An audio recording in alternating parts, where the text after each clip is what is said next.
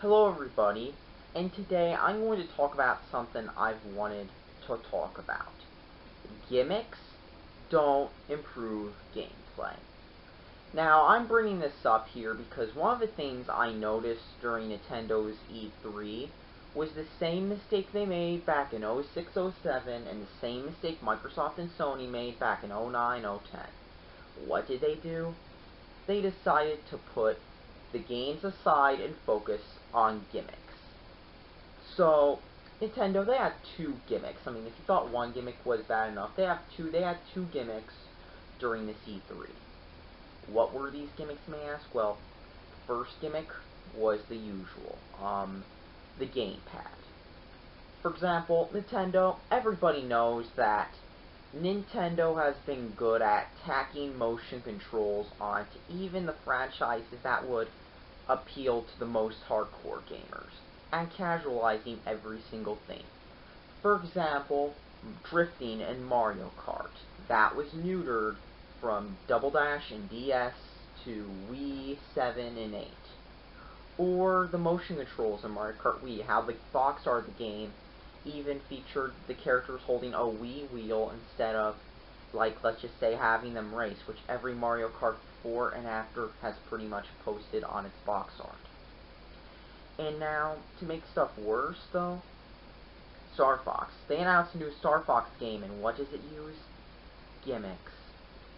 It has gamepad motion control, which everybody knows worked so well. I mean, don't you remember Lair on the PS3? I mean, how that game got, I think, 40 to 50 Metacritic scores, well, scores in that range, review scores. It got 40 to 50 critic scores because it tried to shoehorn motion control in it with tilting, and it failed.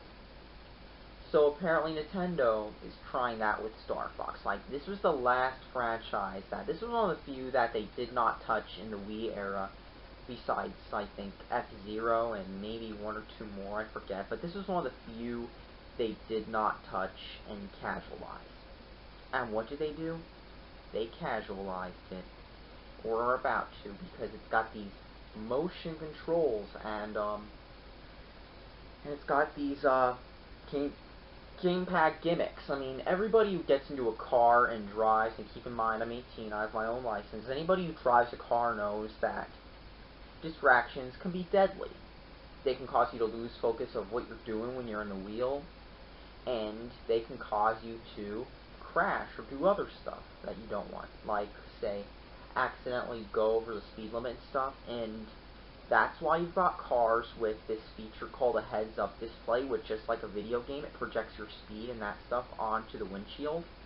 And apparently Nintendo doesn't know that it's common sense in game design, especially considering how many times when you're driving a car, you're not supposed to be looking at the speedometer too much, just like or all those gauges too much, just like how when you're playing a video game too, like Call of Duty, for example. I'm gonna make a Call of Duty reference. I know everybody hates that game, but you can do it with any other game of your choice. If you don't like Call of Duty, just replace Call of Duty in the following example with another video game that you like. So, for example, when I was playing Call of Duty on the Wii U, for example, there were two modes. There was off-TV play, and then there was the gamepad mode. What did the gamepad show? When you were matchmaking, all it did was it just showed the spinning earth with the lights for people connecting, which let you see how few people on the Wii use, but that's beside the point. And when you're in a game, it allowed you to do the exact same thing you could do on a TV. Pick your weapon and pick that stuff, but it was a lot easier to do it on the TV than it was to do it on the Wii U gamepad. And it also let you see a map, which you could easily see up in the corner of the screen, which many third parties, they couldn't think of things to do with the gamepad because they realized, I think, with the Wii and the Kinect, that gimmicks aren't everything. And the Kinect, sure, you could say that improves gameplay, but did the Kinect do it? No, it didn't. Did the Wii Remote do it? No, it didn't, because Nintendo moved away from the Wii Remote with the Wii U. Sure, you could still use Wii Remotes with the Wii U, but do you see Nintendo trying to, like, push the Wii Remote on you like they were with the Wii? No, I mean, they went to a slightly more conventional controller with the gamepad, even though it is still a gimmick. And honestly, should not be included with the console, but apparently Nintendo wants to, so they can do gimmicks like they're not. Oh yeah, here's the next gimmick. But let me just point one more thing about it. Even Nintendo themselves, even they kind of know it's a gimmick. I mean, Mario Kart 8. What did it do? It had a big horn button or the map, just like a DS game, and of course you're not looking at that when you're playing Mario Kart, you're probably looking at the TV. And it had off-TV play, which is probably more useful. But now, it's time for me to talk about the other gimmick Nintendo's pulling off. The toy gimmick. Now, if you don't know, Nintendo, from what I heard somewhere, I heard Nintendo actually turned down Skylanders being an exclusive game, which kind of was a mistake because that game went on to sell a ton, but long story short, with the Wii and Wii U and all the consoles, this game called Skylanders has been gaining popularity. Now, from the outside, it looks like just a generic beat-em-up, but the gimmick with this game is you can walk out to your local Target or Walmart and buy toys. And initially they based it off Spyro the Dragon, but at this point it's basically its own franchise because there's little to no resemblance to Spyro at this point other than having a Spyro featured in it, and that's about it because really all you do is you run to your local Target, you buy toys just to get characters that feature in the game, or you buy a starter pack which comes with a few, but this kind of stuff, long story short, it took microtransactions and the like to the next level, and it sold a ton of toys. So, because after all, it's like, you know how there are the toyetic animes where they want to make an anime that sells toys. Well, this was a video game that sold toys, and it did a real good job at it because now all these kids, they'll go and they'll buy Skylanders, and Disney, they've already made a clone of it with Disney Infinity, and now Nintendo, they already tried once, but it didn't really take off with the Pokemon Rumble U. Obviously, nobody's buying a Wii U, just like how Pokemon Stadium and Coliseum and that stuff did not move GameCubes or N64s respectively like they did, say, the Game Boy. But that aside, it seems like Nintendo's trying to shoehorn that gimmick into Smash Brothers. That's right, they're shoehorning the Skylanders gimmick into Smash Brothers, of all games. And considering how much crap any other company would get if it was stuff like microtransactions or the like, I'm kind of surprised nobody's saying anything about Nintendo.